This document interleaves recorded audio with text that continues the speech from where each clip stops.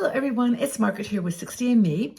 Now most of the women here in our 60andMe community are in their 60s and were raised, very familiar with the years, the 1960s. And this is an interesting analogy, I think, to make between the things that we're prioritizing and the values that we have now. We're very influenced by that time in our life back in the 60s. And I think there's actually some really specific things that we thought about in the 60s that we're now thinking about as we approach the age 60 and beyond. So the first thing is reflection and retrospection. I think that certainly for me, that was a time of great reflection on my life, where it was going, what was happening in the world, kind of the retrospection of what went before, how it influenced me, and how I was going to shape a life in the 60s. And then now it's more of a legacy quest. It's more thinking about retrospection, thinking about what we're going to do in the future, what's going to be the rest of our lives, how are we going to make the most of all these amazing things that we've done with our life so far. The second thing is a heightened sense of mortality.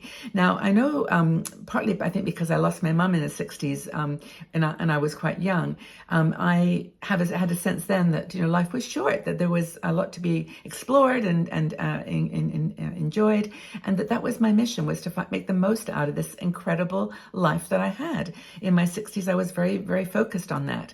And now I think it's also there for us that we want to sort of be aware that as we're shifting into 60, 70, 80 years old, we've got things that we need to change, leave behind, things that we need to prepare for. And it's a focus on just life in all of its wonderful, beautiful complexity. So the next thing is a desire to make a difference in the world. Now, I know in the 60s, this was a big, big focus for me. I was totally, committed to in many ways, the anti-war movement, the Vietnam War, but I was an activist in that respect. I wanted to make a change in the world. I wanted to build a world that was stronger and more, just more stable and beautiful. So now I think there was an awareness of political scene and things that were going on, and making it more meaningful in our lives. Again, the world is in turmoil. It seems like it never is perfectly balanced, but it's now, I think, whereas in our 60s we see that we have an option to take a stand for the things that are important to us, and to actually join groups or join movements or speak up, use our voice, use our strength to actually be able to articulate how we want this world to be evolving and growing, and to be activists and for social change. I mean, one thing is to get out to be active against this whole stereotype of aging. I think that's really become very solidified as we've gotten older, and now we have an opportunity to speak out. So I think we're political. We're just as political now in our own, maybe not as expressive of it, but in our hearts, we know things have to change.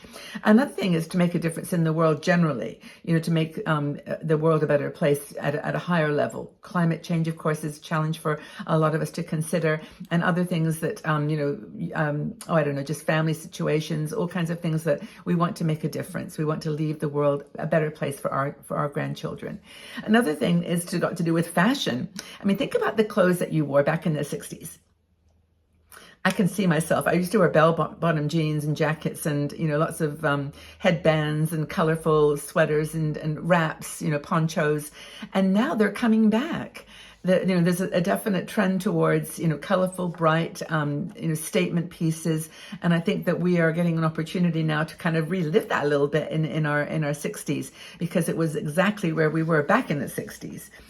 There also back then, if you remember, was a focus on natural plants and natural products. I can remember when I lived in Boulder, going down to the Celestial Seasonings and buying my food in, you would take your containers in, and then you'd buy your food, your beans, your lentils, your nuts and fruits, and also buying Celestial Seasonings tea, natural products. And that was a big focus for me in the 60s. I remember that very clearly, living a more sort of simple life. And now, same. I mean, I know we've got lots of makeup choices, but we're always attracted to those clean beauty products, the ones that are, that are not including a lot of, negative ingredients, things that are going to harm us. So this focus on natural products, and not just in cosmetics, in food as well. The vegan, keto diets, the diets that are trying to minimize maybe the, more of a vegetarian lifestyle, but again, simplicity. And even I've noticed in my local food store, they've actually got these containers now where you can go in and buy, half a pound of almonds and Brazil nuts and lentils, oats, in all different configurations. And I know I'm in Europe, and I know in the States, I'm sure the choices are like 10 times as much. So trend towards non-toxic, natural products today in our 60s, same as back in the 60s. There's an emphasis on individualism and self-expression. I know for sure this was what we were thinking about in the 60s. Our movement for, living life on our terms, living, independently, having our own, voice, our own, speaking with our own, points of view and values. Very much a rebellion against societal norms and wanting to create a better world. It was almost an innocence though back then, I think. And now there is again a focus on individuality and self-expression in, the kind of the realignment of cultural spheres. And I think it's really, really an interesting analogy between back in the 60s and now today as 60s. Rejection of gender roles. Now, I know that this is a huge issue now, and a lot of people feel it's a delicate subject to talk about, but the whole trans movement, LGBT plus movement, it's really stronger. And of course, gay acceptance, gay marriage now is, accepted in many places. But back then, we fought against that. I mean, we were for that. We were trying very hard to create that kind of acceptance of people of all kinds, whatever you wanted to wear, whatever your preference for lifestyle was. It's kind of related to the food comment, but it's this passion for wellness and good health. I can remember, just being very careful what we put into our bodies, using natural hair dyes, making sure that we were, living a clean lifestyle. And the same, it's back again today. It's definitely back. Interest in spirituality and alternative forms of spirituality was very popular back in the 60s. Do you remember this? I mean, there were lots of groups that were forming many were shown to be not what they quite accept, not exactly were meant to be, but there was this whole interest in India, in the Far East with Asian religions, Buddhism and Hinduism, with the Beatles going to India. Do you remember that whole scenario? And again, it's a really popular movement today. There's obviously very strong religions that are embedded deeply in our culture, but there is more of an interest, I think, or at least there seems to be, certainly with a lot of women that I've spoken to, for yoga, the different Ayurvedic medicines and plant-based, products. But there's more of an interest in the spiritual foundation, that comes from other parts of the world. Desire for connection and community. This is a big one. Do you remember the communes in the 60s? Where people used to live together in old houses and, people sleeping on the floor and just community living, communal living. It was a very big, maybe there was a financial part of it, but it was that desire to be in your tribe, being with your like-minded people. And now it's the same here. We've got co-living all over the place. I mean, I've been quite active in this movement because I've been thinking about it for myself, but there are so many co-living spaces now, of course, much more sophisticated, with individual rooms and shared space like office space, co-working spaces, as well as living, shared meals, shared activities, travel. Big trend these days. It's really interesting how it's all coming back in a different way, though. It's not the same, it's a different way. Environmental awareness and sustainability, super important back in the 60s. I remember that being, using things, recycling. It was, for me, a big part of my lifestyle.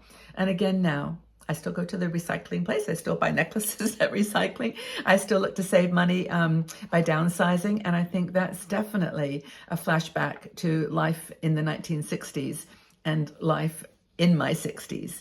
Mentioned political activism, which of course was generated by real situations, by war and things we perhaps wanted to make a comment about, make a different point of view.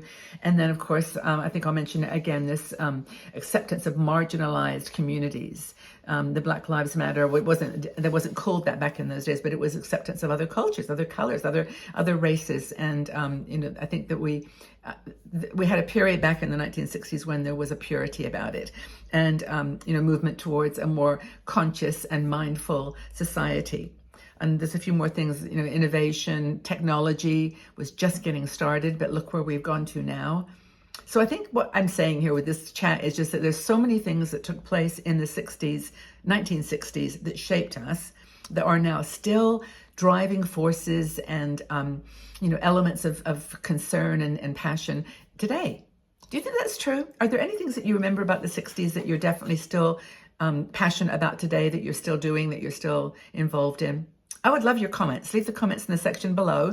If you haven't already, please subscribe to this YouTube channel. You'll get to know when all of our videos are released if you press the notification bell. And I do 4 videos every week, plus YouTube Shorts. I'm now on Instagram, TikTok, and Facebook, of course. 60andMe is everywhere that you want to be, and we really appreciate your support. And thanks, everybody. Just thank you for your love. Thank you for your presence and for joining in this conversation. Take good care, everybody.